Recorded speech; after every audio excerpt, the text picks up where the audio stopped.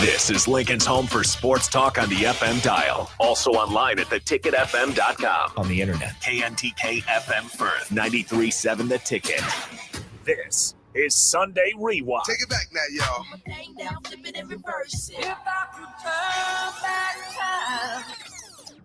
On 93.7 The Ticket and theticketfm.com. Now, here are your hosts, Tom Stevens and Mike Melby.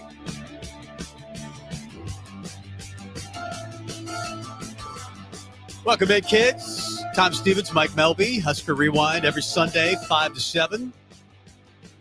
I was gone last week. Mike took over with Jake Bachhoven. How'd the show go? It went excellent, actually. We had an old friend of mine on, talked a little Husker hoops, and I just got verification from a gentleman we're going to talk some Husker hoops with tonight. So Bernard Day was here last week with us in one of the segments, and then Mr. Eric Strickland's going to join us tonight. So. Yeah, I've heard of him. Husker Hall of Famer. Yeah, and he's pretty good. Yeah, he's really good, and we'll talk a lot of Husker basketball on the show tonight. Mike Melby, Tom Stevens, of course, some Husker football. Bye week. What'd you do with your bye week? Haunted houses, to no surprise that anybody that knows me and Tracy. We went up and saw Shadow's Edge. It's the haunted house that's in front of Mangelson's, and it's been there for many, many years, and it's their last year. And so to get up and go through it one last time for Tracy, she's probably been through it 30 times, and that was actually my first time through. Nice. Went with a good buddy of mine, Tig, and his girlfriend, Brittany, and we had a blast. And do you mind if people stop by the house and look at your display? Absolutely not. We'll on the Sunday before Halloween, I'll let people know the general part of the neighborhood to drive by, and trust me, you'll find us. And you dress up every year. Oh yeah, I'm Shaggy. You got Shaggy, and you are Shaggy, and you dress up every year. You've got the accent with it. Yeah, it's Shaggy has a weird voice. How would you describe it? Is that more Australian? Is it Australian? He's a kind little of a strange voice. It is. He's a little deranged, and he's got a weird accent, and I think he's from like Narnia. I don't know. It's fun though, and your display I go by every year. I bring my guys. That I hang out with. Do a little mentoring, and I bring my guys every year, and they love it. Yeah, so yeah. And Tracy dresses up as Hell No Kitty, and makes her own costume, and it's every year. It's Shaggy Sinister Circus. We have a good time, and so yeah, lots and lots of fun. But yeah, that's how we spent the bye weekend, was enjoying not working on Halloween stuff and enjoying the hard work others put in. I wish I would have been able to do the show with you last week, because the Huskers did win. It was ugly. It was really ugly, but they did win 20-7. They probably should have won that game. I don't know, 35-7 or 40 something.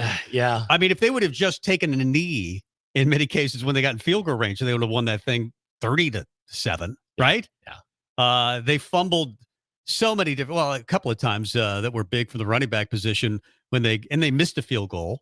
Obviously in that game, a lot of it due to the wind. It was windy that night, but a good win as it turned out to be, because Illinois comes back this week and they beat Maryland. Tell me a win that's bad. Seriously. I mean, well, I guess we used to complain, maybe even in the Bo Pelini era, about ugly wins. I don't know why you would ever complain as a Husker fan right now about any sort of win. And the funny thing is, the vast majority of people were complaining, and I was upset with what happened in the game, and I told Bach I felt guilty. Because I was mad because of how poorly they played, but it's like, what the hell am I worried about, man? They won the game. Get over it. So we'll talk a lot of Husker football on the show. As you mentioned, the Hall of Famer Eric Strickland has a show on this particular network as well. 93.7 The Ticket on the block every weekday, and so we'll get his takes on Husker basketball. They've got a preseason All Big Ten player in Keisei Tamanaga, and of course he made their Olympic team, the Japanese Olympic team. And not the 3-on-3 team that he's made in the past. Talking about the regular Olympic team, and they're going to be in the Olympics. They have qualified for the Olympics in Nebraska basketball, picked 12th. I might have an argument with that, but we'll talk a lot about Husker basketball a little bit later here in about 20 minutes with Eric Strickland. We'll talk about the ceiling for Husker hoops. Next hour, Husker volleyball with Tanya Taki. They're good. As it turns out, they're really, really good and still undefeated, 17-0. They sweep Penn State. It was the third time in a row they've swept the Nittany Lions, which is crazy when you think about it how good Penn State is even this year. But Nebraska has dominated. As much as they've been dominated by Wisconsin, they have done the same to Penn State.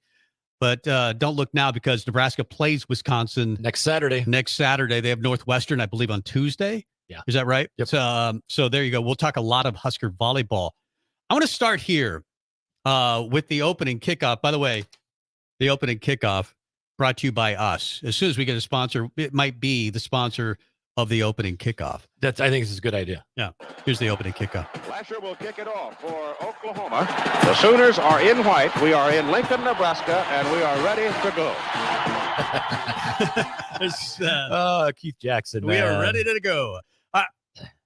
That may not be the final version of the opening kickoff. We might have a montage. And actually, that we found it, but thanks to Austin. Austin is amazing. 2 years in, this show is still a work in progress. But the opening kickoff. 20 here's years my in, the show will be a work in progress. That's right. Let's see here. You mentioned Keisei Tominaga named second team preseason All Big Ten, and then to add to kind of some Nebraska basketball news, Media Day was earlier this week, and Fred had a lot to say. It was kind of interesting having CJ Wilcher there, Rick Mast, Josiah Alec. All of them were characters. I think they were all very welcomed by the media. But then on Friday of this week, Nebraska basketball picks up their first 2025 commitment. It is from Lincoln Southwest wing Braden Frager. I believe it's Frager. I think that's right. And the last Lincolnite to sign with Nebraska out of high school. Do you know who that was? The year was 2001. And he has spent a lot of time with Jake Muehlheiser. Yeah, with Kent Pavelka recently. I should know that. There Jake's a buddy of mine. There you go. So kind of some interesting. Remember, we used to do games for KLIN. I think we had Jake on the broadcast several times after numerous games. Times. He was one that I thought, man, this guy has a chance to be in the business. The other one, Nick Baugh, who we would interview all the time. And you just knew that he was going to be in media. And, of course, he turned out to be the bigger star of all of it. Well, Jake's pretty big up there, but I would say Nick Baugh's right there behind him. Yeah. Interesting thing from Big Ten Media Days with basketball earlier this week was I thought back to the 90-91 season when Danny Nee sat down and his opening statement was something along the lines of, what the hell is wrong with you guys? You picked us last. Have you not looked at our roster? Right. Do you know how old we are? Now, Hoiberg didn't say that, but I really felt like he should have. Why are we 12th? They're the most experienced team in the Big Ten. Yeah, I mean they're the old. I don't buy into 12. I've got a lot of really. If not 12, what would 10 be good with you? No, 8, no, 7, 6, 7 for the bottom. That seems crazy. If they get things going and avoid injuries this year, I feel like Nebraska basketball could, and I get it. I'm drinking early Kool-Aid and. There's not a lot of reason to do so outside of about 15 games in the last 4 years. But I have this feeling, just what I've heard, what you see, the inside stuff that we really don't share a lot. But I have a feeling this team will have the potential in the middle part of February to be playing for a first round bye in the Big Ten tournament. I want to see which would put them fourth. I know Jamarcus Lawrence will be playing some point guard this year. And, Ulis, who knows? He might get cleared by the NCAA. You never know. Iowa, it looks like one of their defensive linemen may get cleared down the road. They'd have allowed, and he was involved in the scandal as well. But it looks like the NCAA might have their hands tied on this. I don't know where it's going on this, but it feels like the NCAA is being pushed in a direction they don't want to go. Yeah. Because gambling is so prevalent throughout our country that anybody that has a phone and has an app can gamble. And I think the NCAA is learning that maybe they're being a little rigid on this. As long as you didn't bet on your team, and I don't think Ulis did. Yeah, he did. Not on the basketball team, but he bet on Iowa sports, which means, I mean, if you bet on your school, any event that your school participates in, it is an automatic indefinite suspension or permanent suspension. We'll see. We'll see where it goes. You know what? I like the fact that they've kept him around. Kept him involved in the program. They say he's a pretty decent coach as a player.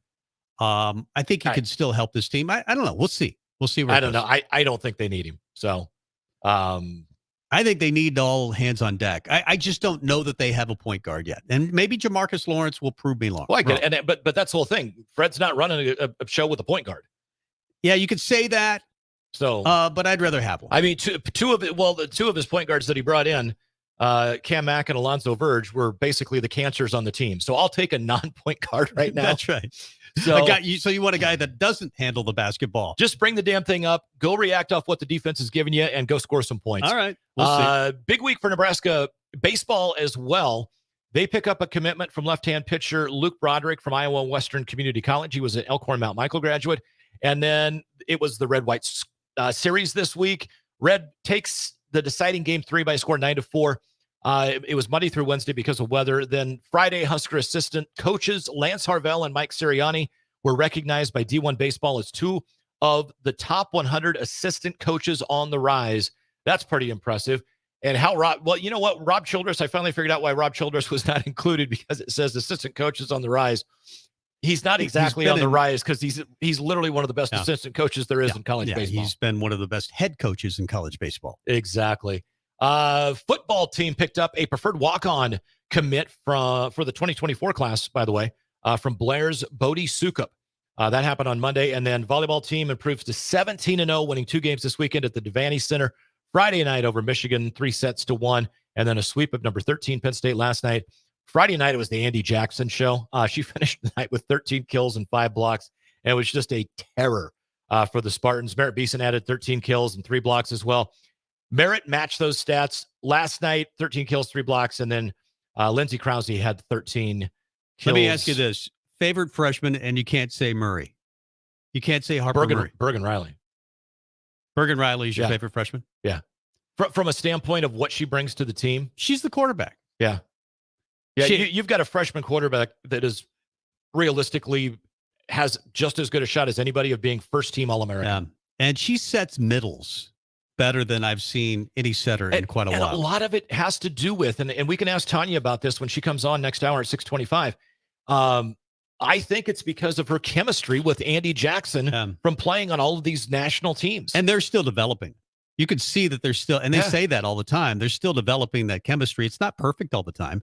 Their service errors are still out of whack. I mean, and some of just the attacking errors won't go. I mean, that you won't beat Wisconsin this week if you play like that. You've got to serve it a little bit better. I think they still could if they played better in every other area. Race car driving by. Sorry, there's a race car driving by? Yeah, IMC Modified just drove by on a trailer. I got excited. No, but we're excited because we're on O Street now. We're at 11th and O, our new studios. We had the open house earlier this week. You were here. A week ago Thursday. I did not get to come, but I heard it was amazing. It was packed. Great. Oh, man. Mary Ellen's. Like Food for the Soul. Is that what their Mary slogan Ellen's is? Food for the Soul. And it's down across Pine Lake from South Point. They catered it. Just absolutely stunning. Pulled pork. I'll be honest with you. The line was too long for me to ever stand in line to get the food. Did you snag some anyway? I partook in the other favors that were going around the party. So, I couldn't make it. I had a nice Chardonnay. So nice. Well, yeah, we're going to have adult beverages at one time for on a regular basis down here. Yeah. Well, there's a liquor license. So. That's what happens. You want to come down and hang out, and we're on the air, and the mill is open. You can drink some coffee, have an adult beverage, have Beatrice Bakery's fruitcakes or Grandma's fruitcakes. They're all here. They're in the cooler. That's my hope on a regular basis down the road here within the next couple of months that we have just guests in the studio all the time. I can tell you this. One of the things, the finish line that Rebecca and I did for the summer, that was our racing show that followed this great show, by the way. Thank you. One thing that we did that we changed kind of the norm of the way a sports talk show goes. We didn't do a segment. We didn't do an interview. We brought in co-hosts. Every week, I would say outside of the week, we had Jade Evadizian on, who, by the way, won the Extreme Outlaw Midget Championship last night. So super young. She's the winningest driver in Extreme Outlaw Midgets, but the series is only a couple of years old. But the young lady, I think nothing's public yet, but she's going not cup racing. She's going to NASCAR and doing some pavement racing, and is going to try to go through somebody's tree to get up. But she's insanely talented. But outside of her and a couple others, literally every guest we had was in studio for the whole hour, and it was such a different dynamic. It was fun. It I was. heard it. It was so great. If that's something, maybe we ought to start Just seeing if we're closer to a lot of the coaches now, too. Sure. Obviously, we've had Lance Harvell on the air and in studio before, but I'd like to do that on a regular basis. Bring Jalen Reyes in. Bring Tanya Taki in. Well, that's the whole thing. Yeah, just hang out. And the fun thing is, what we'll do is we'll just do their segment like we normally would, and they can just be the third voice for. Absolutely. Yeah. So anyway, do you want to go stadium and the money? Do you want to go? What direction do you want to go? That's kind of where I thought about starting here, because that was one of the things that happened this week. And I've talked to a number of people that have donated to whether, the Go Big project or NIL or whatever it happens to be, or they have a skybox and they paid a lot of money for it and they're being asked to donate again. And here we come up on a project that Trev Alberts is asking donors to pay, $500 million for. They think they can raise a lot of the money in-house, and they have some trust fund money apparently available, but they're asking Husker Nation to divvy up $500 million for a brand new Memorial Stadium, for a renovated Memorial Stadium. They're talking about a hotel and restaurants and going from 90,000 to about 75,000 or maybe even 70,000. Our butts are getting bigger every year, so they want to make the seats a little bigger. They want to revamp the South Stadium completely, which has never been redone. Well, it's not even going to be revamped. It's going to be demolished and rebuilt. Yeah, they're going to have to do that during the season at some point. Yeah. So that takes a lot of money, and you're already talking about a lot of money that's been paid for the Go Big project, and that facility is going to be the best in the nation. But it's not good enough, because now you need a revamping of Memorial Stadium, and who knows what else is going to go on. I mean, NIL is not cheap to do it right. Nope. And I really think that's where Nebraska should be focusing their money right now. Not revamp. I know the fans are important, and the sellout streak and keeping that intact and all those things, but there's only so much money to go around. And I'm not sure that this is the right time to spend another $500 million. You just mentioned NIL and how important it is. If the NIL pool and pot was big enough, Brandon Baker would be a Nebraska commit. But Texas is paying him reportedly, I heard, $2 million a year, or a $2 million deal to go there. I've heard every one of their offensive linemen automatically gets $50,000 to start. Well, it's all hearsay. We don't have any concrete proof, but yeah, I mean, it's pretty concrete. Do you need Brandon Baker, or do you need fans not sitting on wooden bleachers? I'm just asking for a friend. I don't mind eventually going down this road and revamping Memorial Stadium, but I'd like to see Nebraska win. They're the last team in Power 5 that has not been to a bowl game. It's been since 2016. 2016. And I think it'll be this year. I really do. But by the way, this is going to be the easiest schedule probably in our lifetime. Yeah. These last 6 games, and we're halfway through the stadium. Maybe not. You got to go back to some of those Big 8 days, man, when the next best team besides Nebraska and Oklahoma finished the season at 7-4. These last 6 games will be the easiest games for the rest of our lifetime. There you go. I'll give you that. From here on out.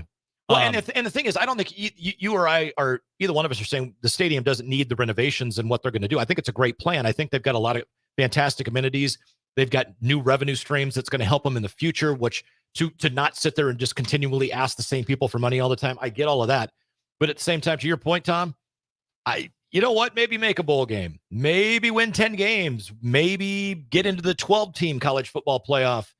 But time is not necessarily on their side from the standpoint of when they announced what was going on and how they planned on doing it. So it's going to happen now, and away we go. I just wonder if now is the right time. And maybe that's your job as the athletic director to say, hey, we need to improve the stadium. And they did that big survey of fans and asked them what they want to see improved. And I'm sure Memorial Stadium does need an overhaul. The game day experience needs to be better, especially when you're asking Husker fans to pay the prices that they're paying.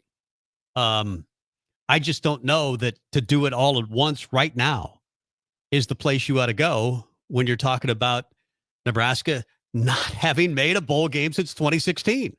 Which is ridiculous. I never thought I'd say that. I'm saying that.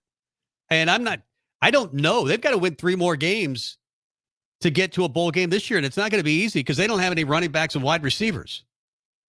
True. They just don't. But I guess Ohio State could say the same thing right now. They were down to their fourth team running back in their win over Purdue. It didn't seem to bother them. They still win 41-7. Lots of Husker football to talk about today. But in the meantime, we want to talk for the next 20 minutes or so, Husker basketball. Do a Husker basketball preview. Picked 12th in the conference, the preseason poll. It wasn't an official, right? It was an undercover media poll, I believe. No, I think it wasn't like the football one. I think it was actually somebody's poll. Yeah. It wasn't like the Cleveland Plain Dealer one where it was double secret probation if they ever found out. But we will talk about it. Is 12th right for Nebraska? What's Strick think? We'll talk a little Husker basketball. Mike Melby, Tom Stevens, more after this.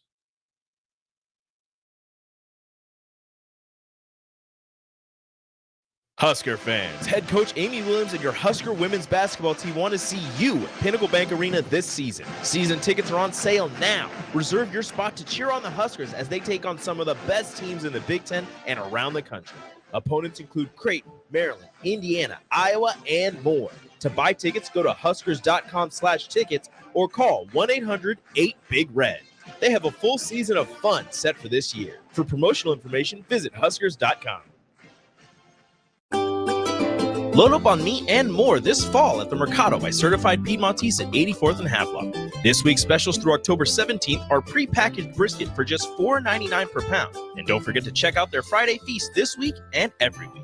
Plus, stop by the grand opening of the 30th and Yankee Hill location on October 14th and 15th and spend $100 in-store and receive a free cooler of Certified Piedmontese beef. Get to the Mercado today for the best meat in town. Bagels & Joe is the perfect place for breakfast or lunch in October. Try their pumpkin chai cream cheese, great with any bagel. Or have a pumpkin chocolate chip muffin. And of course, an apple pie dirty chai latte. 4 locations in Lincoln and 1 in Seward. Bagels & Joe. Repeat after me. I will not touch the fuse box. I will probably not touch the fuse box. Sip, do you remember what happened last time? Yeah, I remember. What happened? Half of the city block lost power. And? My chicken condo went haywire.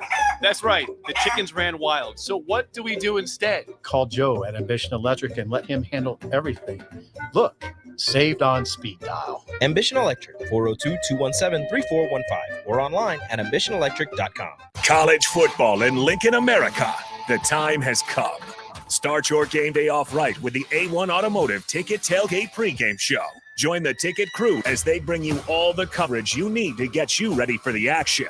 It's the A1 Automotive Ticket Tailgate pregame show, powered by Sunbelt Rentals. Ben Bleicher with Professional Realty Group of BHHS Ambassador, Select Plumbing, Jimmy John's, Lincoln Wall-to-Wall Wine and Spirits, Fleet Feet, Bure's Cheese Spread on 93.7 The Ticket and theticketfm.com.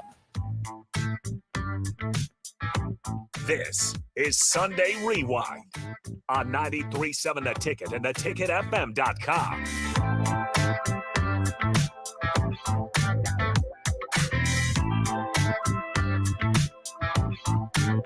Welcome back to Husker Rewind here on 93.7 The Ticket, theticketfm.com. I'm Mike Melby.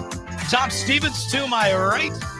And as we like to say in the radio business, Tom is efforting, and I believe he's now locked in. Oh, he's the greatest high school athlete in the history of the state of Nebraska, Eric Strickland. He's the best. Hey, Strick, how are you?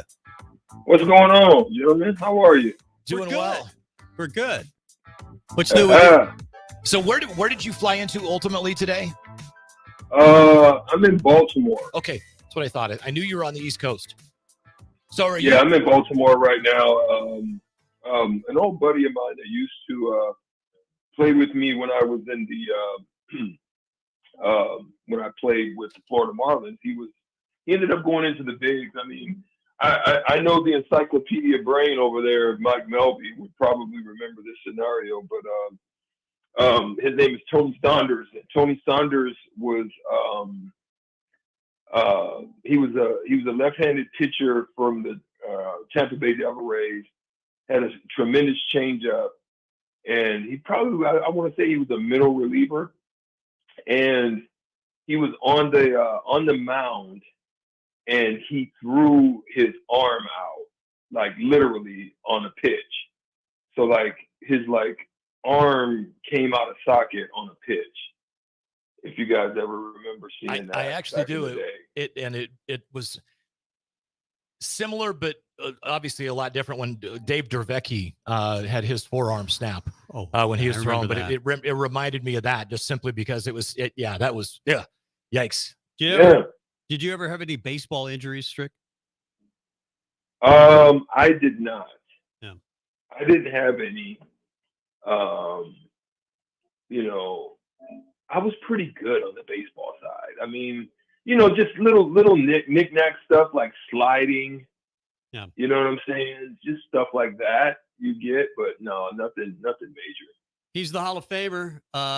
Played some great basketball both at Nebraska and in the NBA, and now hosts a show called On the Block here on 93.7 The Ticket, theticketfm.com. I'm sure you've seen Nebraska pick 12 in the preseason poll.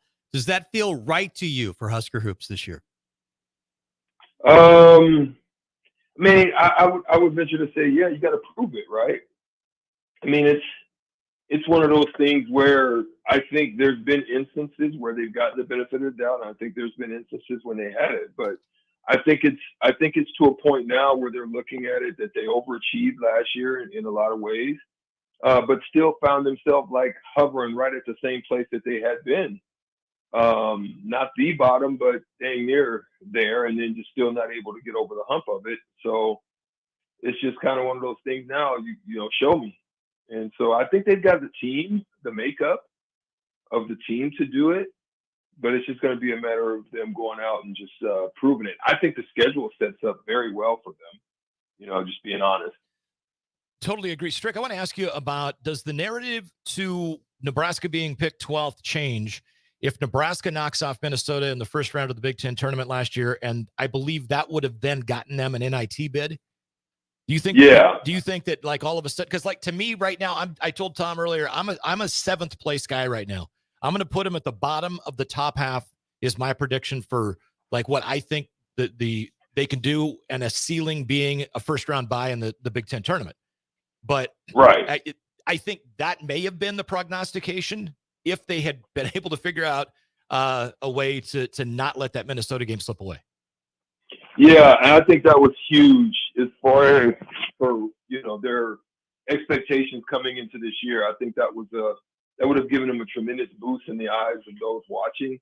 Just to really put on a show. I mean, yes, they did well towards the down the stretch to prove that they could play, but then you lose probably one of the better halves of better pieces of your team in Derek Walker.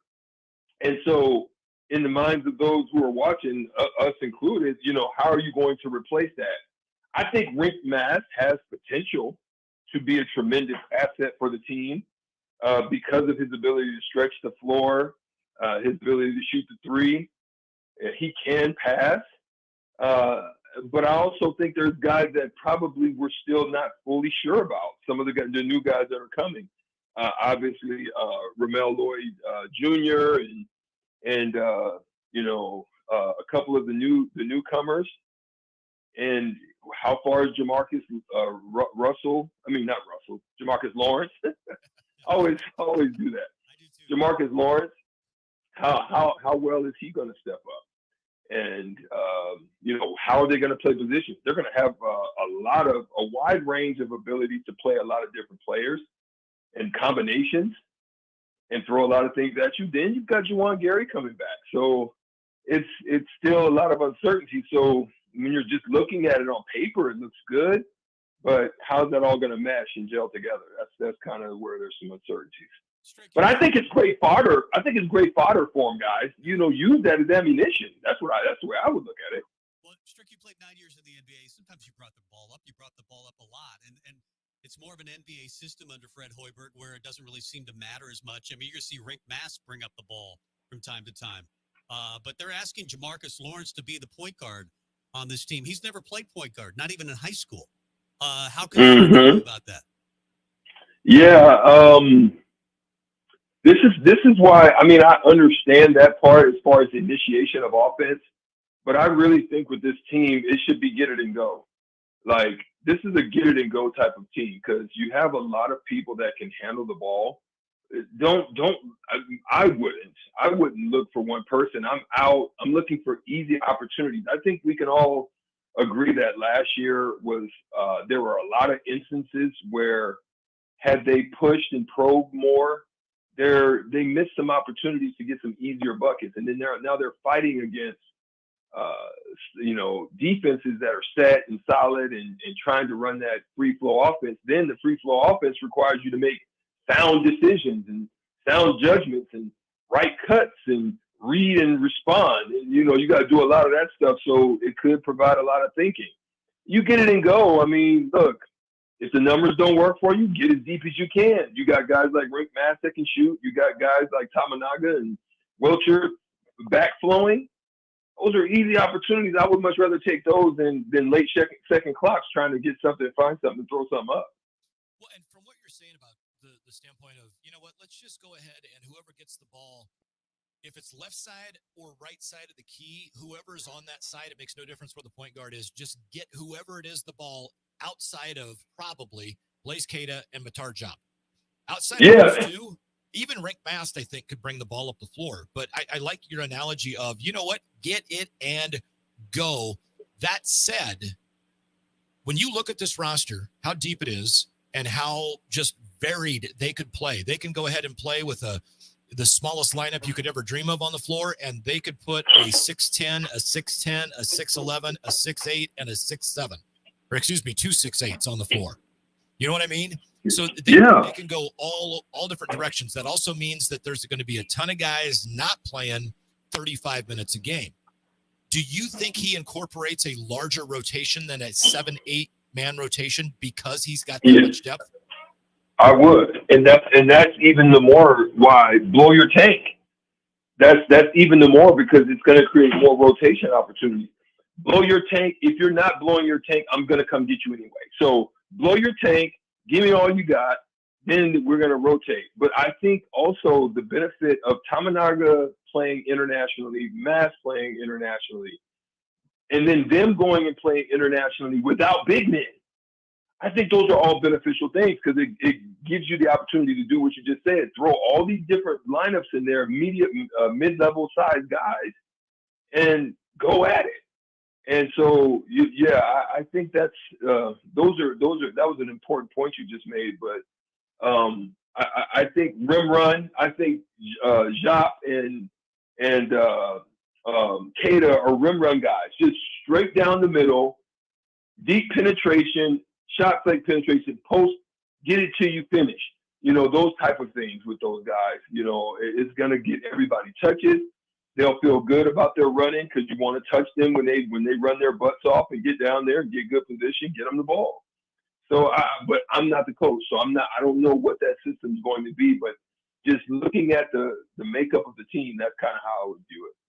Eric Strickland, the Hall of Famer, played 9 years in the NBA.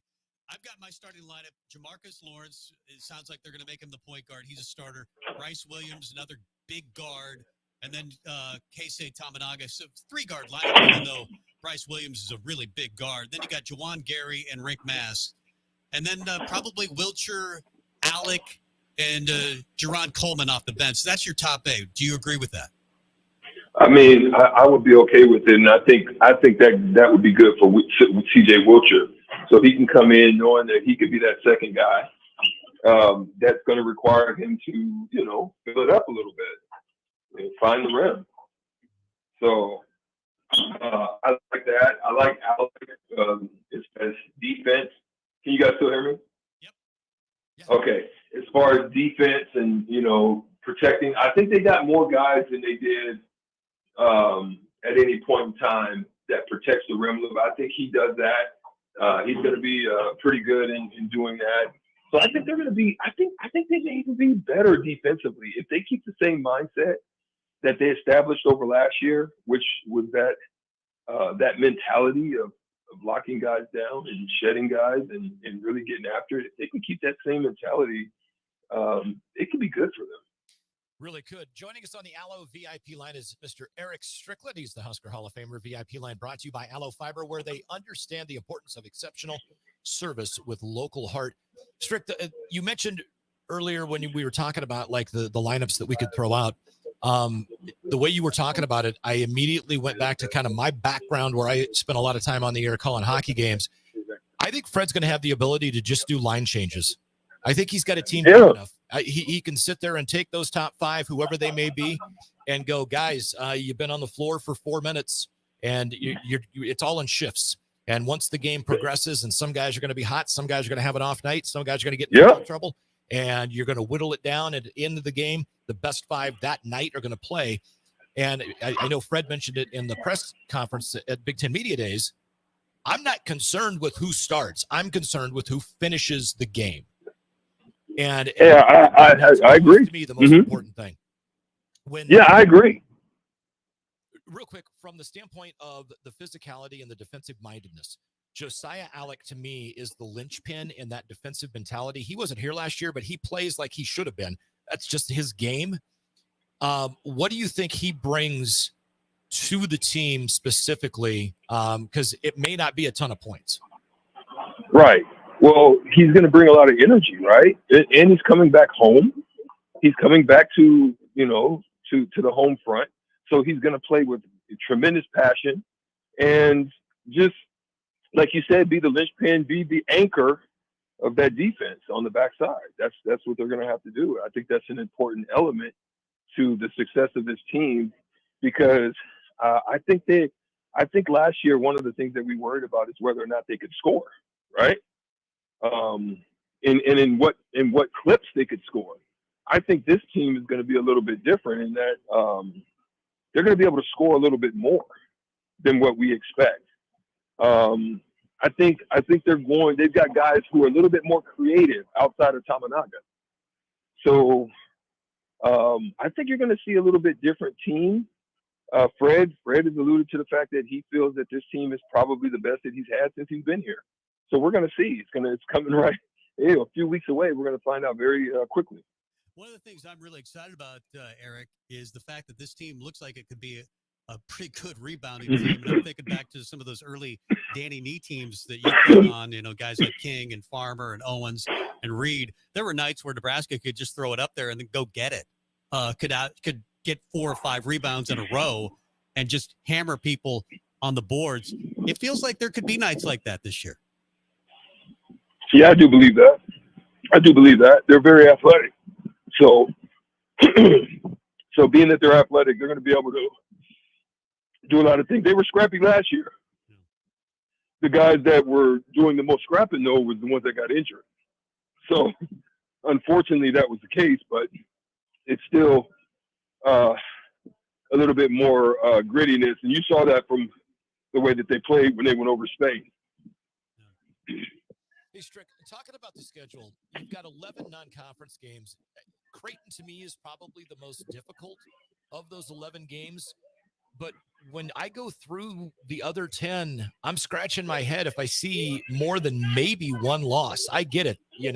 They lost the bye games a couple, for however many straight years. Well, they didn't lose a bye game last year, but they have got a relatively easy non-conference schedule. Do they have the potential to go 10-1?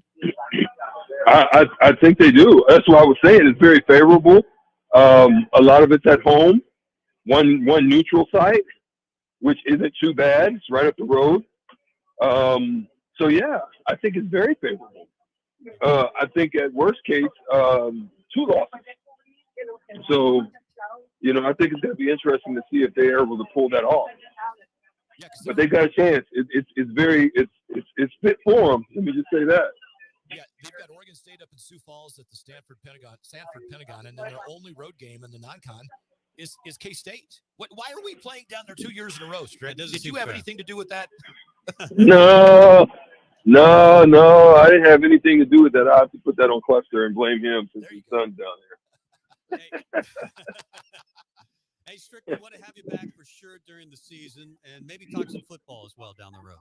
Absolutely, man. I appreciate it. I'm about to go in here and give me a couple tacos. There you go. Heck yeah. Where are you going to get where do you get your tacos? No, I'm here in Annapolis right now. It's a place that I just walked through called Vita Taco Bar. So I'm just going to go in here and grab a couple. Well, tell them you just gave him a shout out on the radio and the deal's free. Oh, dang it! I apologize. I didn't even mean that. I'm down in Annapolis right now. I'm doing a little golf event for charity, and so I'll be back on Tuesday. How's the swing? You swinging it pretty well? Yep. I hit it good yesterday. We came in third place. I played another one before I left town. We came in third place, and then I won a pin award where I hit it closer to the pin. So I do okay. Nice. Strick, thanks for the time. We'll have you back soon. Appreciate it. All right, man. Y'all have a good day. Yep, safe travels, man. Husker Hall of Famer, 9 years in the NBA, host of On the Block here on 93.7 The Ticket, theticketfm.com. I want to talk a little more about your starting lineup and what you think is reasonable. I heard you say 7 when you were talking to Strick. I'm a firm believer. I think they're a top half of the Big Ten at the end of the season. Well, let's talk about it. Mike Melby, Tom Stevens, more after this. It's Husker Rewind. Houses? They're expensive. And once you buy one, you're kind of stuck with it for a while. You need to make sure you get your best house for the best price. You need Ben Bleicher and his team of pros at Professional Realty Group. They'll take the time to figure out what's important for you in your dream home, and they have the expertise to find the hidden issues that could surprise you after the sale. That's professional knowledge, proactive service. We call that potential. Ben Bleicher and the team at Professional Realty Group of Berkshire Hathaway's home service ambassador. Find more online at prg-ne.com. This is Bud Seinhorst, President and CEO of LIBA, the Lincoln Independent Business Association. Join us every Saturday from 9 to 10 a.m. on 93.7 The Ticket for the LIBA Business Hour, as we discuss local business and highlight those who are thriving in the Lincoln area. It's the LIBA Business Hour, Saturdays from 9 to 10 a.m. on 93.7 The Ticket and theticketfm.com. Hi, Sean Callahan here of HuskerOnline.com, inviting you to join us here on 93.7 The Ticket every Saturday morning now. In our new time, we're on from 8 to 9 with the weekly Husker Online radio show. We'll give you the latest in recruiting. We'll talk about what's going on with both football, basketball, and we'll probably share a few stories from the inside. It's every Saturday morning right here on 93.7 The Ticket. It's the Husker Online radio show from 8 to 9 a.m. This is Sunday Rewind on 93.7 The Ticket and theticketfm.com. Welcome back. Tom Stevens, Mike Melby, Husker Rewind every Sunday, 5 to 7. Thanks for joining us. A lot of Husker football talk, even on tonight's show. Of course, this week we do have a game. Didn't last week. Mike was in with Jake Bachhoven, and they talked about the Nebraska win over Illinois. Big win, because that could have gone either way. And it's one of those that I thought Nebraska would have lost in years previous. By the way, did you see Matt Rule's speech? It was all on Twitter and social media, the speech that he gave before the Illinois game. Yeah, I did. Great speech. It really was. It was one that you know, you hear it, you see it, and you're like, man, where's the wall? Because I want to go run through it. Kevin Durant tweeted about it. Yeah, he retweeted the speech. That's it. That was a great speech, and I cannot make speeches. I would be, like, hey, stop sucking. Go out there and please stop sucking. But that probably doesn't motivate guys. But he's really good, I think, Matt Rule, at, let's eliminate the excuses. It was that way a couple of weeks ago. Oh, hey, coach, I'm thinking too much. After the Michigan game, stop. Just stop. And that was his response. Just go out there and have fun and play and stop. The one interesting comment that came out of one of the pressers, either after Illinois or at some point this last week, he made a comment, I cannot wait until we're down 14-0 again to see what we learned. And I was like, I don't know a lot of head coaches that would say that publicly. But that's one of the refreshing things about him, I guess. I enjoy that just raw honesty. Yeah. And the view behind the scenes. And Steve Sipple, who's a good friend of our show, Sip and Jake, with Bill Bush in the mornings, early break here on 93.7 The Ticket. And then, of course, all the fantastic writing that he does for On3 and Husker 24/7. Sip had a great article that was like, hey, pay attention to what he says, because He's saying some stuff. He's talking to as a lot of coaches do. He's talking to his team when he talks to the media. Yeah. And he's just a good CEO. It may not work because nothing Nebraska football has done over the last several years has worked. But I'm more confident than I have been in a while that this could work. Now he's got to get better players, and Nebraska's been decimated at the wide receiver and running back position. But so is Ohio State. Every team has injuries. Move guys around, find the pieces, put them where they're effective, and win a game that you should win against Northwestern. Yeah, that's all they should be focused on. Is Northwestern this week. And that's interesting because obviously I love that we brought back your segment from years and years ago called Picks of Density. Yes, that we're going to do it again. We're going to do that next hour. And we're going to do it next hour. But Nebraska's an 11-point favorite, and does that surprise you? That surprised me. I thought Nebraska would be more like a 4-point favorite. And I'm wondering if the quarterback is going to play this week for Northwestern. He was banged up, didn't play this week. Yeah. No, actually, they were. I think they had a bye week. Yeah, they had a bye week. But the previous week he did not play in their win. Yeah. So we'll see what happens with Northwestern. But this is a game that they should win. Northwestern is not good. Of course, Pat Fitzgerald is no longer their coach. They're in a similar situation as Michigan State.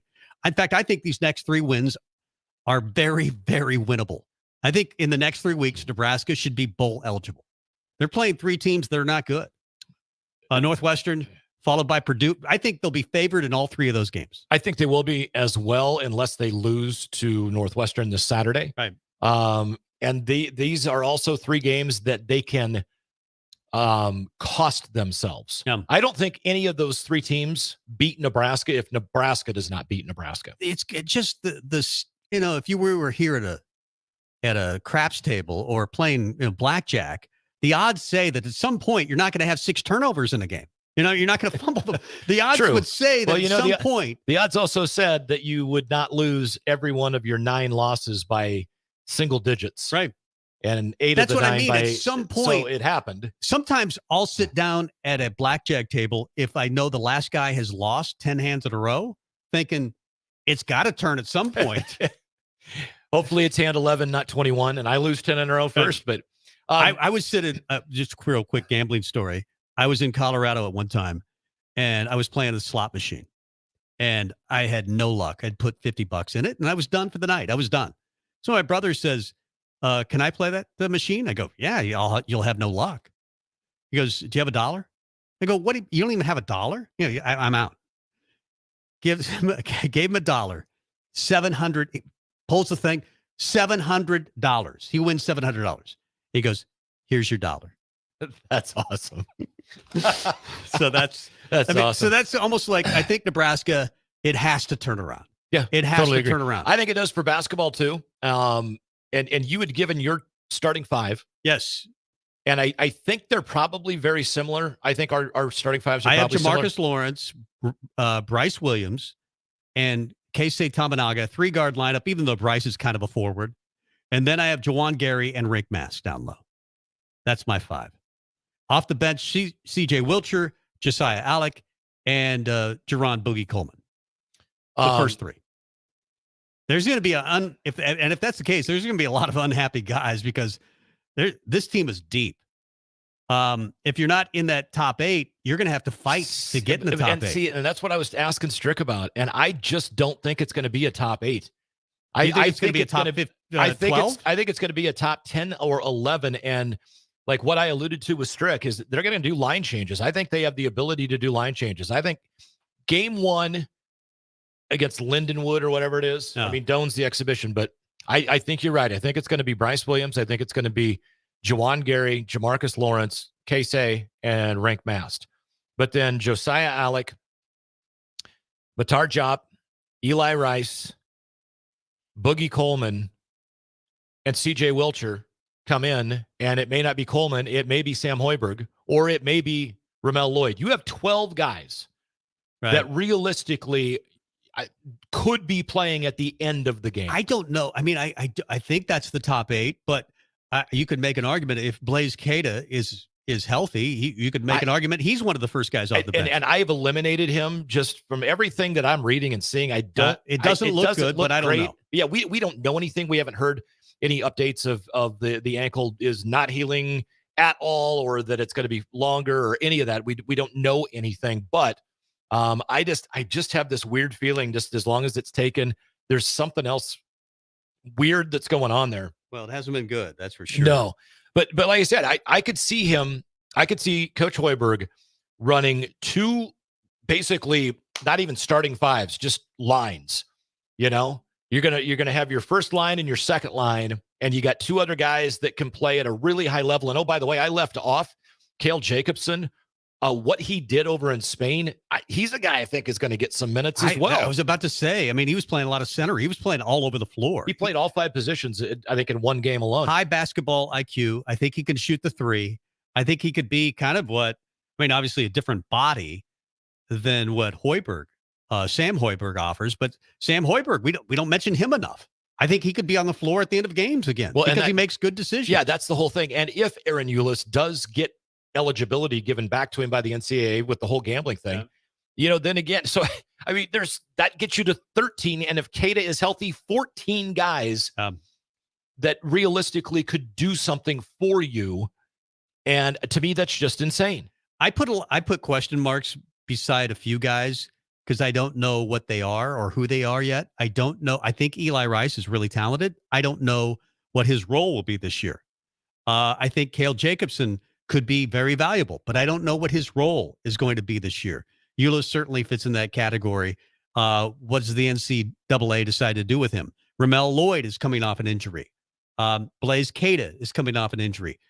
Mater Diop, I know they like him, great athlete, but he's a freshman. So I don't know. He's a question mark for me. Matar Diop is going to dunk the ball. How do you pronounce it? Diop. Yep. Okay. Matar is going to dunk the ball. He is going to rebound the ball, and he is going to swat a lot of opposing team shots into the 15th row. They say he is an athlete that they haven't had for a while. Yeah. And he's not a shooter, but he doesn't need to be on this team. And that's the whole thing. Let him go out and do what he does best today and teach him the rest of the game in practice and as time goes on. And people with that much athletic ability, that's one of those where, they start picking it up a little bit here and there, some post moves, et cetera. He can be an absolute force someday. But like I said, I love this team. I love the makeup of this team. It seems everything that we're hearing from almost every single guy is that they get along. They get along great. To me, from a chemistry standpoint, Boogie Coleman was a little worrisome, not because he was a bad guy, but because you've already got a lot of great chemistry and there's some new pieces that hadn't really been intertwined in Rinkmast and then Casey with the new guys because they were playing overseas, and all of that stuff that could have happened if everybody would have been, in town over the summer didn't happen. And then last minute you bring in Boogie Coleman. How's he going to, everything I've heard is he's a guy that goes out and he has played a hell of a lot of college basketball. He gets it. He knows what needs to happen. And he is just as talkative and as much of a leader as anybody. And maybe I'm worried a little too much about the point guard position for no reason, because last year they really didn't have one. Sam Griesel was not a true point guard. There were times that Derek Walker brought up the ball, and he brought it up a lot. Emmanuel Bandamel kind of played that role sometimes. Those guys were all very good leaders. That's the thing they all had in common. And it's interesting to hear CJ Wilcher talk this week, and he says, I learned a lot from those guys on how to be a leader. So whether he starts or not, I think he's going to be one of those guys that provides leadership. I think already Josiah Alec is proven that he's one of the more vocal guys on this team. Rink Mass, I think, is the same way. Yeah, then Josiah Alec, like I mentioned, he's like the linchpin from the defensive standpoint. He had a quote at Big Ten Media Days, and he said, every single time a shot goes up, I go hit Eli Rice as hard as I can. I love that comment. He needs to understand what it is going to take to play. Because they'll hit you in this league. Yeah. And they're not calling fouls a lot in practice. They're letting them play, which is smart because there's going to be Big Ten games where we've complained in the past. Hey, he was fouled. So what? Play through it. Yeah. Because that's just the way the league is. I have this question about the Big Ten in general. And I was going to ask Strick, but I'll ask you. It's a league that has not done well in the NCAA tournament. No. It consistently gets, 8 to 10 teams in the dance. And then by the second weekend, there's maybe 2 or 3 teams left. And I believe the last national title is Michigan State, 2001, something like that. Yep. It's been a long, long time for the Big Ten. Why is that? And will they get it turned around, do you think, in the tournament? I wish I knew. I mean, you can sit there and say they beat each other up during the conference season. It's a 20-game slate, and it's probably the most physical league. But at the end of the day, do you know what wins in the NCAA tournament? Old teams and teams that have a ton of depth and teams usually that have point guards and a ton of athletic ability. I'm not going to say that having a point guard is not, very important, but at the same time, I don't think this team needs Alonzo Verge. I don't think it needs. And now, if you had somebody the talent level of Brian Carr, hell yeah, bring him in.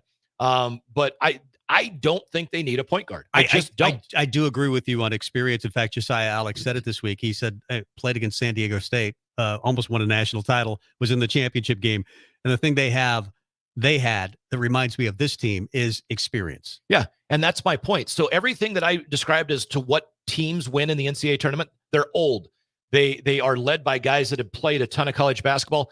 They are teams that have so much depth, and they're unbelievably athletic. Guess who I just described? Nebraska's 2023-2024 team. Now, I'm excited. Do they put it together? Chemistry workout, injuries stay away. They go on a run, get to the tournament, win some games. I don't know, but I think they've got more potential than they have since 1991. Actually, 99. This is a whippy answer, but I want to see him play. I just want to see him play, and I haven't yet. But I'm excited about the possibilities for this team in a big, big way. Let's take a break, and let's get to the Big Ten Blitz. Yep. We'll go through every Big Ten game. Mike will take a few, I'll take a few, and then we'll rank the teams coming up after this. My dream was to work in commercial banking, but it required a college degree, and I didn't have one. I found out that Doane had classes for adult learners on the Lincoln campus and online. So I earned my bachelor's degree, and 5 months later, I landed my dream job. I decided to continue my education, and now I'm working on my MBA at Doane. For me, the Doane experience has been life-changing.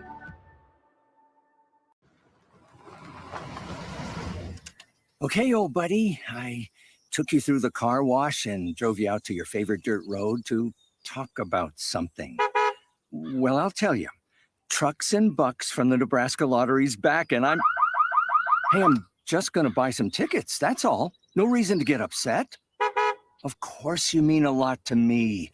But this year, the Nebraska Lottery's giving away 8 Atlas Blue 2023 Ford F-150 XLT Super Crew Flex Fuel trucks. I mean, these things are gorgeous, and what happens if I win one? Hey, you'll still be part of the family. I thought maybe I'd give you to my nephew, Josh. He's not a terrible driver. He only left the gas nozzle in his tank and drove off once. Okay, twice.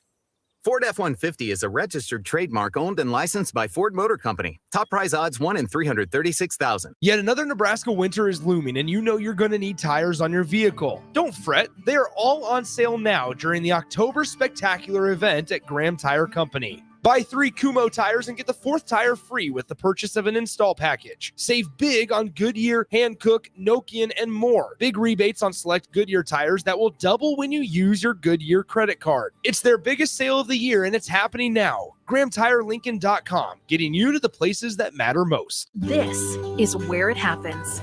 Long hikes with friends, kayaking adventures with family, more horseback riding, zipline gliding, rock face climbing, hammock camping fun than you could ever imagine. And it's all outdoors, amongst the trees and across the prairie, here beneath Nebraska skies. Plan an outing today at yournebraskaadventure.com. Sponsored by Nebraska Game and Parks, aired with the Nebraska Broadcasters Association and this station. Hi, it's Charlie Stone, and here with me is Andy Goodyear, General Manager of Honda of Lincoln. Andy, I know the new Honda sales are going really good right now at Honda of Lincoln. And with that, a lot of fresh trade-ins are coming in. Can you tell our listeners about your pre-owned selection? I'm happy to, Charlie. Like you said, with new Honda sales going very good, we have a lot of fresh trade-ins coming in daily. And not just Hondas. We have just about every maker model you can imagine, with over 100 pre-owned and certified pre-owned to choose from, and prices starting at just $5,900. Wow. What about financing? We have financing as low as 3.29% APR on certified Accords and CRV. Thanks again, Andy. People love the selection and great service at Honda of Lincoln. Maybe it's time you come experience the Honda of Lincoln way of doing business. 27th and Yankee Hill Road or online at hondaoflincoln.com. This is Lincoln's home for sports talk on the FM dial. Also online at theticketfm.com. On the internet. KNTK FM Firth, 93.7 The Ticket. This is Sunday Rewind. Take it back now, y'all. Hang down, flip it and reverse it. If I could turn back time. On 93.7 The Ticket and theticketfm.com. Now, here are your hosts, Tom Stevens and Mike Melby. Good afternoon, early evening. Welcome to Husker Rewind here on 93.7 The Ticket and theticketfm.com. My name is Mike Melby. That is Tom Stevens. Hello. And we want to thank everybody for watching on the stream. It is the Sartor Heyman stream. And you can catch us on Twitch, on Twitter, on YouTube, on Facebook, and on Channel 951 on Allo. Apologies for the staticky stuff on Allo. It's some gremlins that are somewhere in that stuff that's underneath the board here, I think. Yeah, well, it's close to Halloween. We moved into a new building, so I'm sure there's some ghosts that need to be chased away. Exactly. And at any rate, we welcome everybody in, and we're talking a little bit of kind everything. of a mini flasher. I know. He didn't completely flash. He flashed just a little bit. Yeah, it was a little creepy. Speaking of creepy. Kind of a lot creepy. Yeah. That's a little bit creepy. But that happens on a daily basis, I'm guessing, here at 11th and O, the new location. It's such a cool studio. But let's get to the Blitz. We do the Big Ten Blitz about this time every week. The Big Ten Blitz. The Big Ten Blitz. The Big Ten Blitz. The Big Ten Blitz. All right. We go through every Big Ten game every single week, and we'll do the same for basketball this season. I'll start with one of the honors. Michigan over Indiana, 52-7. J.J. McCarthy, 14 of 17, 222, 3 TDs. Well, we were embarrassed after the loss to Michigan a few weeks ago. It seems like everybody's getting embarrassed by Michigan. They only ran for 163 yards. Indiana, though, had 4 turnovers in that game. Michigan wins another one. And next week, they have Michigan State. They're at Michigan State, so it should be another easy one for the Wolverines. They've had an easy schedule. Yeah. They have wins now over Eastern Carolina, UNLV, Bowling Green, Rutgers, Nebraska, Miami, and Indiana.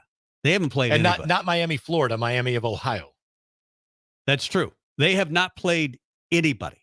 Miami of Ohio. No. Yes. Not Miami, Florida. By the way, did you see their loss a couple of weeks ago? Ridiculous. Yeah, that's one of the worst coaching blunders ever. It reminded me of Nebraska's loss to Illinois a few years ago, where all they had to do is really take a knee. Yeah, and Tommy Armstrong decides he's going to throw it. Yep. And as much as you want to say offensive coordinator's fault for calling an RPO, I get it, but that's one that the play that's kind of on the player. So at Cap Randall yesterday, it was another dazzling performance of how college football offense is supposed to look as the Iowa Hawkeyes rolled to a 15-6 win over Wisconsin to take control of the Big Ten West behind 237 yards of total offense, including a whopping 37 yards through the air. And if you take away... That's not a misprint. 37 yards. And if you take away the 82-yard TD run by LaShawn Williams, they had an astounding 155 yards of total offense. The D gets the job done, as it always does. They hammer Tanner Mordecai late in the second quarter, knock him out of the game. And I'm not going to lie, Wisco looked just as inept on offense the rest of the way as Iowa did. 15-6 the final. I don't know how to gauge this with Wisconsin because Mordecai was getting manhandled and had no answer for Iowa's defense either. Yeah. And I don't know. How is Iowa winning with this? Is like their ninth win. Their defense is ridiculously good. I get that. But their offense is so bad. I mean, in the history of college football, bad. Yeah. Deacon Hill, who took over for Cade McNamara, was 6 of 14 for 37 yards. 37 yards. Yeah. Their wide receivers have fewer yards than single guys, single individuals. Yeah, the entire Wisconsin receiving corps has fewer receiving yards on the season than Marvin Harrison Jr. and a handful of other Big Ten players. Oh, yeah. It's absolutely ridiculous. And now that it looks like they've lost Eric All for the season. Yep. So a lot of teams, we talk about Nebraska and their injuries, but Iowa's had a ton of them. But, to say that, they're still in command of the Big Ten. They're definitely the front runner. Now they're 24th in the country. Yeah, they're 6-1, 3-1 in the Big Ten. So there you go. Yeah, next week, Wisconsin's at Illinois, and Iowa hosts Minnesota. Ohio State beats Purdue. No problem there. 41-7. Kyle McCord, 16 of 28, 276 and 3 TDs. Ohio State down to their fourth string running back. Dallin Hayden ran for 170 or 76 yards, 1 TD, but they've got problems. Travion Henderson out, Myron Williams out, Chip Trey Yananum is out. I mean, Marvin Harrison's still there, and he's playing really well. 6 catches for 105 yards and a TD. But my goodness, Ohio State's got problems with a lot of injuries right now. Thank goodness their defense is so good. Their next game, they host Penn State next week. Yeah, that ought to be really interesting. Speaking of Penn State, evidently they held a soap scrimmage. Do you remember those in high school, the soap scrimmages, so that the athletic teams would have actual bars of soap? I think it was a soap scrimmage that they had the UMass Minutemen show up, but I think that was admission, was a bar of soap. They just whitewash UMass 63 rip. Drew Aller, 16 of 23, 162, 3 scores. Nittany Lions rushed for 246 yards. They held the Minutemen to 109 total yards. Next week, though, it's on. The battle for the second best team in the Big Ten, Penn State at Ohio State. Just out of curiosity, I think that needs to be a pick of density. Oh, look at that. It is. That's going to be a fun game for us to predict later. Yeah, that wasn't even a game. I'd like to see the Big Ten, play their UMass type game about the same time the SEC does it late in the season. Move that game late in the season. Give everybody a bye week. And then also go back to 8 conference games. I agree. Rutgers gets a win. They were down 18. One of the biggest rallies in Rutgers football history. But Kyle Mananjai, 24 carries, 148, 1 TD. It was homecoming. It was rainy. It was ugly. Most of the fans had left by the time that Rutgers came back, but they did come back to win it 27-24. Total yards in the fourth quarter, Rutgers 120, Michigan State -20. Yeah. It's like, how is that even possible? I think Michigan State, remember, they're Michigan State. They're really, really bad. Next week, Rutgers has Indiana. They are at Indiana. Michigan State will host Michigan. That ought to be just an absolute woodshed. Caleb Griffin kicks a game-winning 43-yard field goal as time expires in College Park, Maryland, and Illinois upsets Maryland. Luke Altmaier throws for 206 and 2 with a pick. Caden Fegan ran for 84 and a score to lead the Illini offensively. Defensively, though, Seth Coleman, holy smokes, give that man a game ball, had all 3 of the sacks of Tulia Tagovailoa, who did all he could for Maryland, throwing for 266 yards and a couple of scores. Illinois is hosting Wisconsin next weekend, and Maryland has a bye. What do you make of Illinois, who just looked atrocious the last 2 weeks, coming up and knocking off Maryland? Well, their defense, especially their defensive front, showed up. Maryland was terrible on third down. Tagovailoa actually played pretty well with the 266, 2 TDs, no picks. But I think it's possible Maryland was a fraud, which they always are. Every year we say they're good and then they're bad. But are they a fraud, or was it just one of those quote unquote trap games? And they were at home though. I get it against Illinois, a team that Nebraska tried to lose and still won. Think about it though. It's kind of a trap game. It's not before a big game the week before. It's before the bye week. I mean, that's one of the toughest things when you've got a long stretch and you're going up against an opponent that's maybe not all that in a bag of chips and you're having a pretty good season. To convince your team, you got to show up to get to the bye week. Don't take the bye week early. I don't know. I still am sold on Maryland because their defense, I think, is pretty good. And I think they still are going to wind up 4th in the East, but I still think they're going to have a pretty solid season. But they're not the 4th best team in the Big Ten. I've got Michigan number 1, Ohio State number 2, Penn State number 3, and then Iowa. And then after that, does it really matter? The answer to that question is no, it does not. I have Michigan, Ohio State, Penn State. I leave Maryland at 4 because Iowa's offense does not deserve to be in the top 4. But their defense is don't way care. better. I've got Iowa 5. And then just because I'm so tired of going, and then I've got tied for 7th, everybody but Indiana and Michigan State.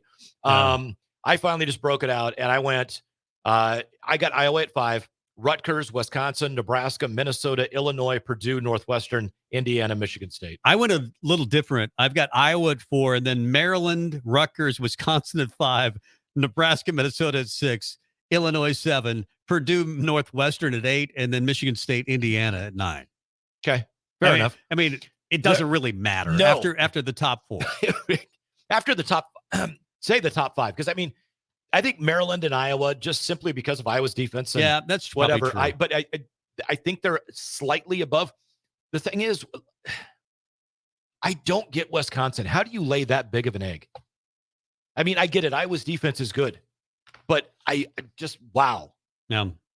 Again, though, it goes back to how did that AAC high flying, throw the ball all over the yard offense work for Nebraska and Scott Frost in the Big Ten? Well, that's what Luke Fickell's trying to do at Wisconsin. Now, he's got Braylon Allen, and they are running the ball a lot more than he normally would do. Right. And I think that's because of the way they're built this year. But bottom line, man, you got to be able to run the ball. You got to be able to take a punch and punch somebody back. And I think Wisconsin's going the wrong direction on how to build a program. Well, I think we talked the day of the spring game. It was Nebraska's spring game. And then I went home after the Nebraska spring game, turned on the TV, and there's Wisconsin's spring game. Yep. And I think I texted with you back and forth, and I think I called you that day. It was a snowy day. Nebraska had completed their spring game. It was ugly. There were a bunch of turnovers, so Nebraska didn't look great. But Wisconsin was like, it reminded me of the Scott Frost era where they didn't tackle anybody. They were throwing it all around the yard. It was two-hand touch, and I'm going, I don't know what Wisconsin is anymore. No. And they took away a lot of their physicality, and now I think they're paying for it. Well, I completely agree, and I that's the one Achilles heel I think you're going to see.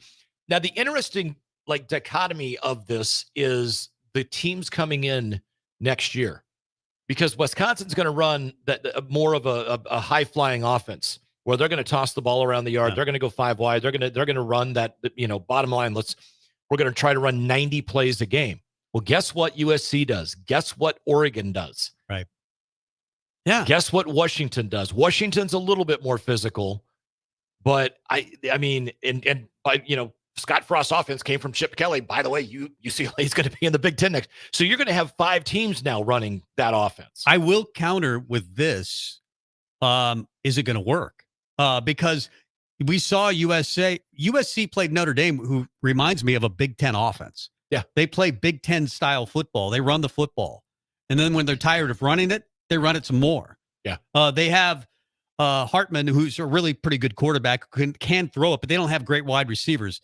And USC couldn't do anything against them last night. I mean, USC's got a ways to go. And you could say, well, it's early in the Lincoln Riley era. I just wonder how some of these Pac-12 teams will adjust to the physicality of the Big Ten. It's going to be a rude awakening. I'll tell you that right now. And the thing that I guess I'm not surprised. I kind of am. I don't know. I'm on the fence of whether I'm surprised or not. The USC's defense is as bad as it is. And I thought it was really interesting last week. USC comes back and they hold on and win whatever it was. I don't remember, but it was like 45-42 or whatever. I think they nearly lost to Colorado in the same fashion. Yeah, and they nearly lose to Colorado. And Lincoln Riley gets asked about the defense, and he tries to defend them, and he does a little bit of skating around it because I think he kind of knows. And Caleb Williams interrupts and is like, "Without them, we don't win this game." Well, he's defending these guys. I get it, but it's like, Caleb, dude, your defense stinks. You can't say that though. Even though he's thinking in his mind, I get you're man, I'm defending these dudes, but they don't deserve it. That just seemed really odd. Did they make a play at all? Did they force a turnover at all? Did they get a stop when they needed to at all? No. You guys won because of you, Caleb. But the best game of the day yesterday, I believe, was Oregon and Washington. That was a really good football game. Oregon misses a 42-yard field goal to tie it, to bring it to overtime. Washington, Caleb DeBoer is really good. DeBoer is a really good coach, and Washington maybe the top offense in the country. But both those teams are coming to the Big Ten. It's going to be a fun league. I mean, it's already maybe this year the best league in the country. It's only going to get better. I think it's possible the Big Ten could be the. I didn't think I'd say this because I thought the SEC would be the best league for the end of time because they're adding Oklahoma, Texas, but still, the Big Ten is really good, and it might be the best league this year. They're not anywhere near the best league. They're not even. I mean, the MAC may be better than the Big Ten aside from Michigan, Ohio State, and Penn State. But those are three teams that could win the national title. I get it, but you're saying that the Big Ten is a better league than the SEC or the Pac-12, which is hands down to Michigan's number 2, Ohio State's number 3, Penn State's now number 7. Okay, and the Pac-12 has like 9 teams ranked in the top 25. Top to bottom, the Pac-12 is, but not the number 1, 2. I mean, I don't care. College football has been the top 5 teams are winning the national title right now.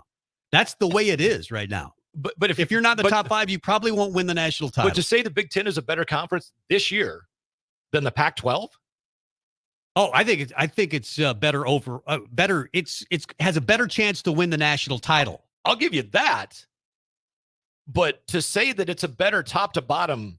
Not top to bottom. Well, that's kind of what I thought you were saying, that the Big Ten's the best conference, and I'm like, no, it's not. But it has 3 teams that could win the national title. I'll give you that. But the Pac-12 has got 2 teams that could win a national title. Although I think maybe one. I'm not even sure who that is. That's Washington. Washington could win a national title, maybe. They've got the best chance of anybody out there right now because they're the only team that's still undefeated. Right. But I think this is one of those years where I don't think there is a dominant team. I mean, you could say Georgia, but they struggled. But they struggled with Vanderbilt over the weekend. I'll tell you right now, after watching the last 3 weeks of college football, somebody's going to have to seriously convince me that there's a team that is going to beat Michigan. Because it's going to have to be a hell of an argument, because from everything I've seen from Michigan the last 3 weeks, barring a catastrophic injury or something like that, there is no chance any team in college football, including Georgia, has of beating Michigan this year. I will say that they haven't played anybody. I get it, but they look like literally everything they do is absolutely win every rep. We've heard Matt Rule say that. Guess what? Their guys win every rep. Michigan has wins over East Carolina, UNLV, Bowling Green, Rutgers, Nebraska, Minnesota, and Indiana. That's it. I get it. Who does? I didn't bring it with me. Oh, actually, you know what? I got it right here. And it was 7-7 late in the first quarter. I think Michigan. I think you're right. I think Michigan's really, really good. I just want to see them play somebody. Well, and we're not going to find out this week when they play Michigan State. Yeah, I was going to say, you're not to this week. They have Michigan State, then they have a bye, then they host Purdue, which is another cakewalk, and then they finish at Penn State. So week 11 on 11-11, you will finally see what Penn State has got and what Michigan has got. And that, you know what? That, to me, I think they're the 2 best teams, especially with the injuries that Ohio State is facing. And then you've got back-to-back road games because Michigan is then at Maryland, and they finish with Ohio State. So it takes until the last 3 weeks of the season, and we'll see what Michigan, if they truly are as good as I think they are. I think they're really good. I think you're right. I think they're good. But I just want to see them play somebody. I'm there. But at some point. We got to wait until November 11th. No. Sorry. Nebraska has played a lot of people, a lot of good teams in volleyball, and they still are undefeated by my last check. 17-0. 8-0 in league. They swept Penn State on Saturday night, and they looked really good in doing it.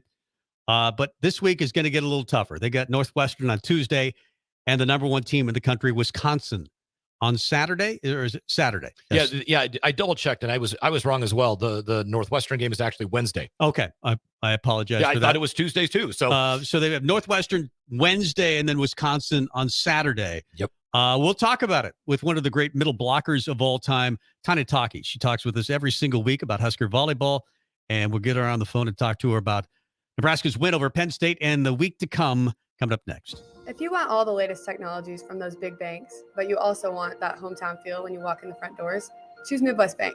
They have top-notch technology. They make banking so easy, and they also have the friendliest staff. who will take their time to get to know you and treat you like family. You get the best of both worlds when you choose Midwest Bank. I live on the go, and now I can bank on the go. With Midwest Bank, I have everything I need at my fingertips. I'm volleyball player Allie Batenhorst, and at Midwest Bank, you'll love banking here. Belmont Chiropractic and Novotny Nutrition and Wellness specialize in getting rid of people's pain quickly and permanently. For 31 years, they've been extremely successful with advanced techniques in pain relief using spinal adjustments and decompression, detoxification, diet and lifestyle modification,